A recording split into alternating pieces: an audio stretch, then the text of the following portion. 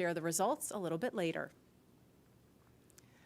All stations come All right, well, there is not a lot of cargo. Chief Engineer Technical Poll for launch escape arming and propellant loop. All right, now while there's not a lot of cargo in today's mission, Dragon is carrying 2 special payloads, aside from Bob and Doug, of course.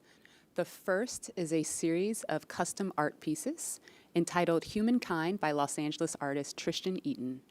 These indestructible, double-sided paintings are made from gold, brass, and aluminum, and they celebrate how far humanity has come, as well as how far we still have to go. It includes a beautiful homage to the Saturn V rocket, as well as a nod to Bob and Doug's current ride to space.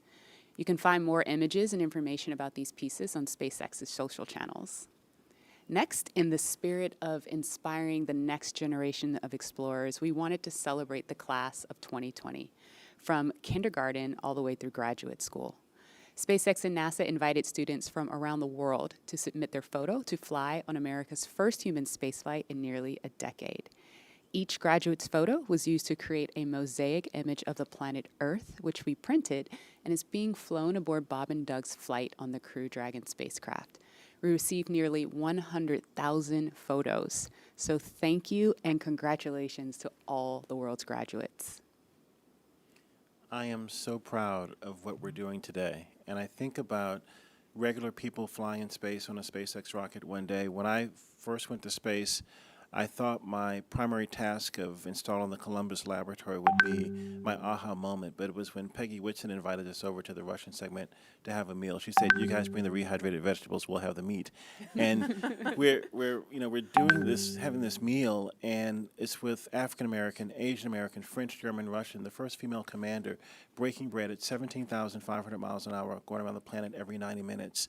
And when I think of that perspective shift that I got looking out the window, flying over my hometown, flying over Leo's hometown in Paris, flying over Yuri's hometown in Russia, it brought us all together as a civilization. And I think that's what spaceflight does for us. The more people that have the opportunity to go to space will feel like it's an international family of people working together for the good of humanity and all humankind.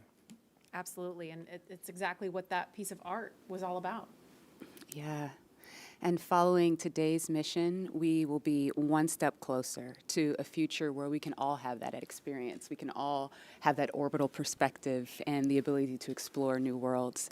In just over an hour from now, Bob and Doug will be the first people to launch on an American vehicle in almost a decade.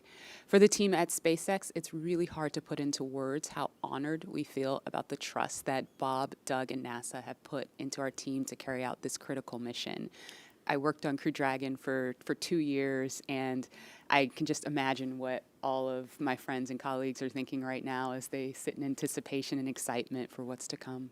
Absolutely. And speaking of those who have carried the hopes and dreams of science and exploration, we have a few shout outs to share with you from some big fans of NASA and SpaceX. Wow, we're making history again. The NASA program. I am there with you guys in spirit. Bob, Doug, good luck.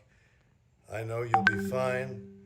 I'll be watching and got everything crossed, arms, legs. I'm tied in a knot. Can't wait for you to get back safely. This is the first time a U.S.-built rocket has taken people into space in 9 years. It's quite an accomplishment. So for us at the Planetary Society, more rockets means more exploration. More people in space means more exploration. More countries involved in the endeavor of spaceflight means more exploration.